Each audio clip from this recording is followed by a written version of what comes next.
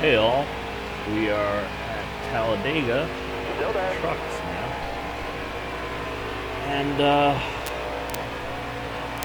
I have the precursor of the setup that I had posted for Xfinity. I think I posted it for Cup also. It's very nice. It's fast, and most of all, it's easier to control. It likes to be up front, mainly single file. You get back in the pack in 2 or 3 ride, it tends to be a little bit less stable. Careful, But you can drive it, and it'll last the whole fuel run on tires. And it won't be to the end of the run that you might have a little issue with sliding up or something. But here I am. I got tons of wins. It's near the end of the season.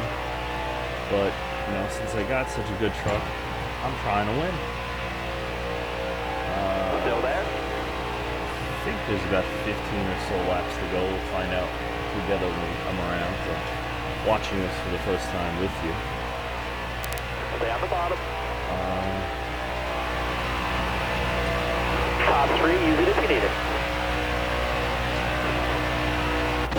20 more laps, no mistake here. 20 laps. 20 laps to go. As you can see them spread out 3 wide behind me.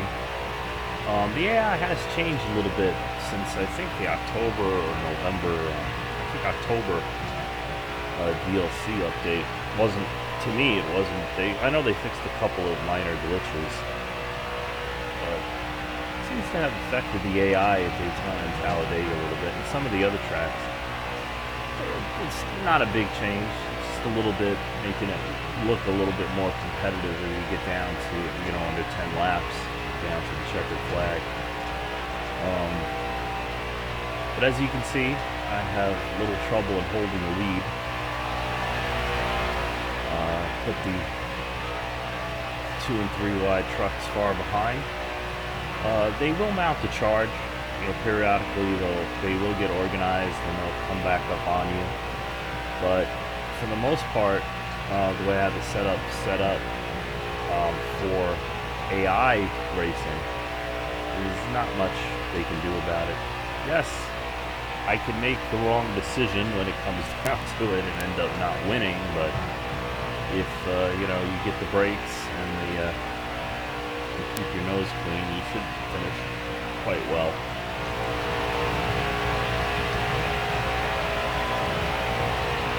I will be, as time goes on, my focus is a little bit different right now, but I will be posting more setups.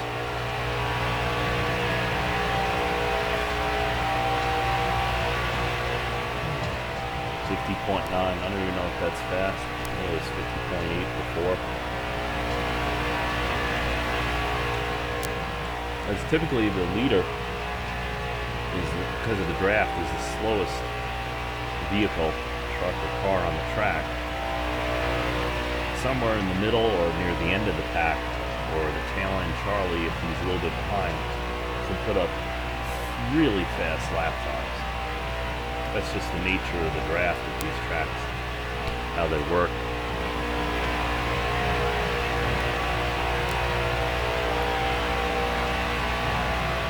And you see the like 2 or 3 trucks trying to get a run, but they're like 2 truck lengths behind me, so not that worried. Just keeping an eye on them.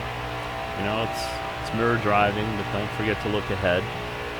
And as you can see, I got a little bit more right rear tire wear than I want, which is why I kept working on this particular setup.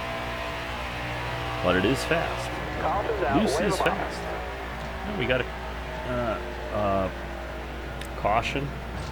17 laps. It'll be about 15, 14 laps to go. So of course I'm going to pit, being that I don't like that looseness because that can affect me. As you can see from the wedge settings and the tire settings, it's not the updated setup. Alright, man. You're covered in the Most green. of my setups are an evolution. I go through Green. getting it to drive. Look at that 4 wide. whoa, only 32 trucks on the track, and it looks like 50 or so. Hold your line there. Clear line. The AI is fairly predictable, so you can, you know, get up through the pack fairly easily, but you can also get stuck. With this setup, I have plenty of time to get up front.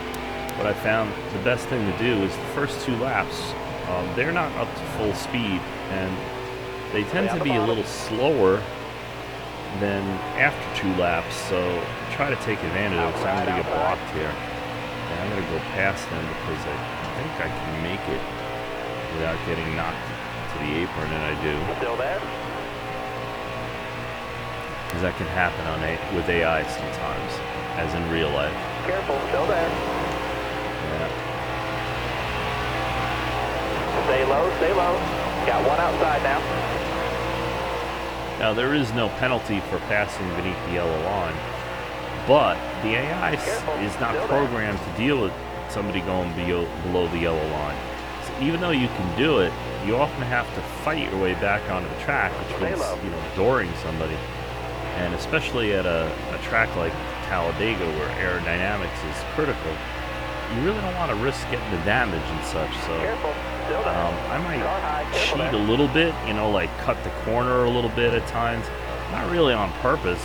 If you drive, you know, when you get to the end of a tire run, the car doesn't, or truck doesn't, you know, isn't as precise steering-wise as it is at the beginning. So sometimes it just kind of happens, especially in traffic with the draft on.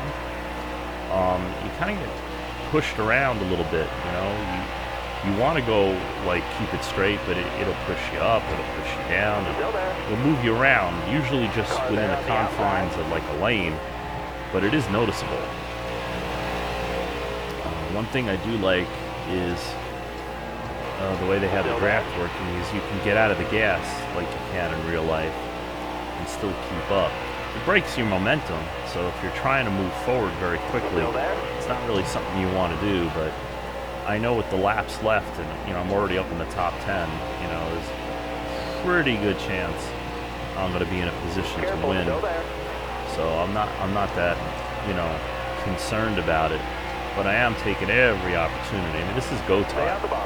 You know, even if I put myself back in the pack, I have to get back up front. You know, I was leading. So if I finish anywhere else less than in the lead, since I was leading, then that's on me. Doesn't mean I'm going to wreck anybody to do so, but I just, you know, as the laps wind down here, I'm not really going to, you know, give much slack at this point. I just got up right on him so he can't come back, and I took the draft away from the leader, so guaranteeing that I pass him for second. Now I'm up on the leader now. Austin Wayne Self is one of those AI that tends to be like a Ryan Newman and harder to pass. He's in the lead, but I have momentum, and I have a faster truck. Without even help from behind, I was able to do that. So I'm glad he was up there, because the way they had the AI running, he tends to run a little bit slower, more like in a 10th place truck near the end. So that probably helped me get past them. It wasn't all me or my setup.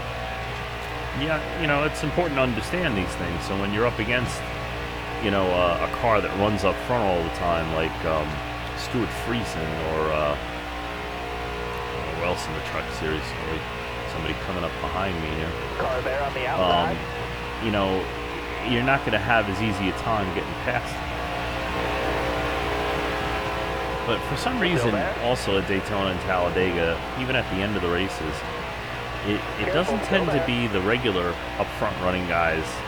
If I switch over to see who's running near me, you'll see that like maybe one or two of them are up front guys, and the other guys are all guys that you usually see in the back of the pack.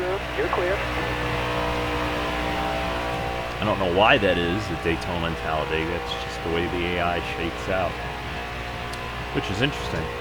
Which may be why I have won at Daytona and Talladega with a 3-star truck, Xfinity car. So, you know, big equalizer, Daytona and Talladega. If you're looking for your first win, having a decent setup and figuring out how to win can be easier at Daytona and Talladega. More so at Talladega because it's a little bit wider, a little bit more forgiving.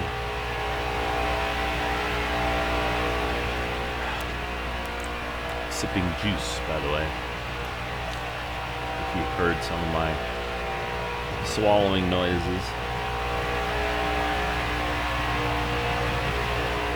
Yep, so laps winding down, I'm back in the lead. And I can't tell if I'm pulling away or if they're actually slowing down to get a run on me. They're probably slowing down to get a run on me, which is something you see online a lot. I learned if you hold against the AI, if you kind of run in between the lanes, like I did there. Say I was not in front of one truck or the other, I was kind of in front of both of them down the middle. It tends to hold both lanes off, but you can't hold more than 2 lanes off. But the other thing I learned, since I got a big lead now, they're going to come back on me because they're all grouped together. 7 laps to go, yeah, I'll probably have at least 1 and probably 2 attacks trying to take the lead from me before the end of the race. It takes them like 2-3 laps once they fall back, once I block them. But we got a caution, late caution. Okay, what to do? 7 laps to go. Not going to pit because I still had the fastest truck. Nobody else pitted, so we're just going to do a reset. Now sometimes, I don't really notice it at Daytona and Talladega. Sometimes at other tracks, when you restart on old tires, especially I have like 10 laps on them, they change. They get loose, they get tight, they get weird on you. But I haven't seen that at Daytona and Talladega, but I have seen it at some of the other tracks. So my tendency, my knee-jerk reaction is to pit anyway. But I know I don't have to here. Now I am a little bit looser than I want to be, and I know I've made adjustments for it. But I know I should be able to hold these guys off for about 2 laps regardless. And of course I was talking, so I didn't pay attention to how many laps were left. But I think I'll be okay. I go high here like on a qualifying lap to build momentum up, to make my speed just maybe a mile an hour faster for when they catch me, just to make sure they can't blow past me. Now this works better in AI because they're not as fast as cars are online, which I learned. But it can help. You know, a mile an hour is a mile an hour. I mean, the difference of being able to block somebody and not being able to block somebody. But unlike online, they won't nail you in the butt here and send you up the track. They can, but they don't. It's funny, in the middle of the pack, with drafting partner enabled, you're more likely to get wrecked by your drafting buddy than any time else, typically. And I have taken damage in career mode from drafting partners and on quick races and such. Still haven't managed to look and see how many laps left. I think this is the last lap, so it couldn't have been more than 3 or 4 laps left. Still the fastest truck, and we got 2 to go. Here we go. 2 to go, and they're single file behind me, which is an excellent sign. I'm looking at all the way back, and they're not even too wide until like 10 cars back, it looks like. Maybe a little less, but still, they're just pulling out now. I doubt that they're going to be able to organize to mount a serious attack on me before I get the checkered flag. Yeah, they'll get to my bumper, but they're not getting past me. You know, they're just on my bumper. In the outside lane there, yeah, see? But holding off the 2 bottom lanes is more important than the 3rd lane. White flag is in AI. So I got 1 lap to go. So they organized a little bit differently. I guess when the 2 trucks pulled out, the rest of the trucks closed up and gained momentum and shot forward. This doesn't bother me.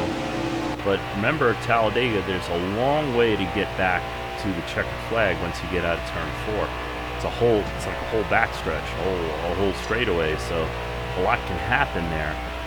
I'm keeping an eye on that outside lane, but they're falling back.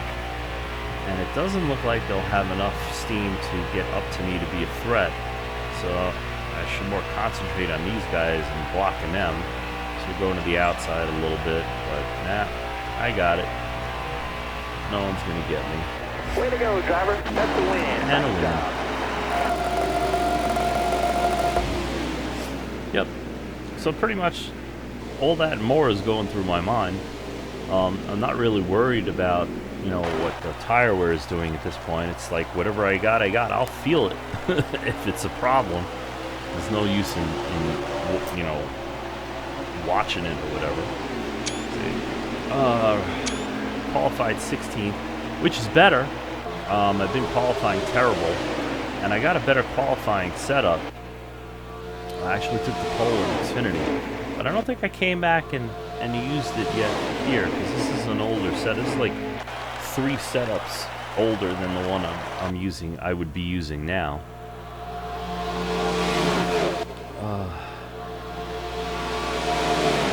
Which I think I use when opening the next season's race at Talladega.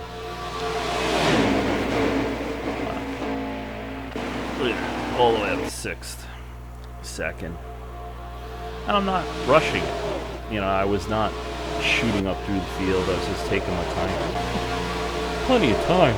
Like 27 or 30 laps in the stage here for the trucks.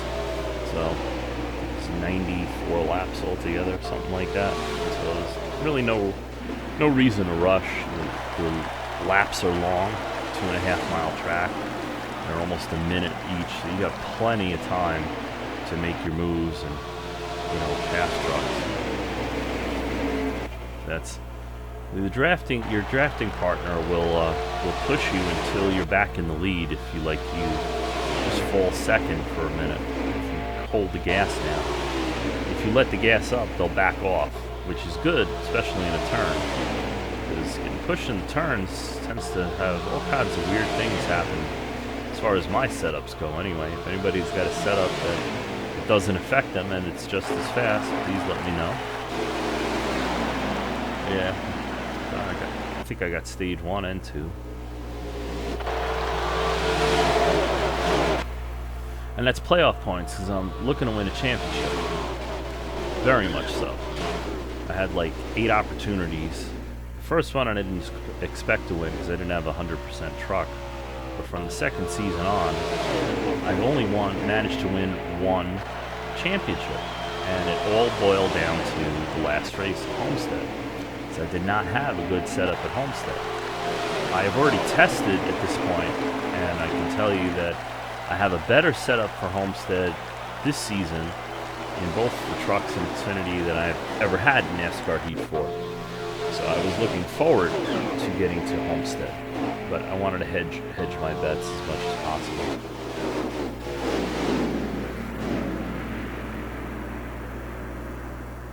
You know, to be able to get there. Because there's some tracks, I think in the truck it's easy. There's a track in each round that I know I can win, like Talladega. And so, you know, guarantee me advancement all the way to Championship 4. But in Xfinity, I think it's the last round before, there's like 3 tracks that I might run okay on, but I'm not like, you know, I know I can win one of them, so I struggled harder in Xfinity to get into the Championship 4.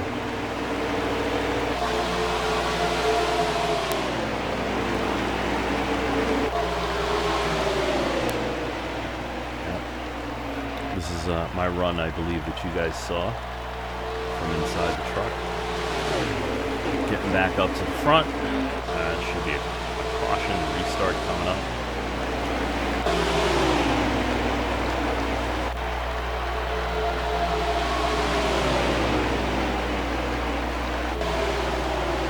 And then on to the end. And I mentioned, you know, I've won with 3-star cars, 4-star cars at Daytona and Talladega. You know, if you can work the draft and understand that the inside is always going to be the fastest offline, always, you gotta, you have a good chance of figuring out how not to wreck and just, hanging on until you get up front and then going for it. And remember, if you got an underpowered car or truck, even if you have your own team, and it's not 100% across the board, you can still win. You just have to play it a little differently. Draft more. Don't look to lead all the races. Draft up there and hang on to the leader, and then pass them with a lap or two to go. Yeah, it's chancier, but it's better than, because I've done it, than passing them with 10 laps to go and not being able to hold on and having to finish 10th because you can't make it back up. Because with 10 laps to go, the AI does change, and if you don't have as strong a truck or car as they do, it can definitely ruin your chances. So to me, it's better to be there and finish second if that's what happens than finish 10th because you just you shot your load too soon, as it were. So better to be conservative when you're underpowered and be smart and keep your nose clean, keep your truck free from all aero issues, and hit your marks as much as possible, and just be up there, be right on their tail, and then make your move when you can. Figure out when that is by trying it earlier on. I usually try when I get up front in the first stage, and I usually can take the lead. But then, depending if I have an underpowered truck, I see how long I can stay there. And if it's 2 laps, well, then that's what my strategy is hold on until 2 laps to go, and then try to pass them by being in second place, beforehand. So, yep, really like that car. So thank you all for coming along. There will be more posted, more setups, more stuff. Like, share, comment, questions, anything you have, just put it down. And most of all you keep rolling.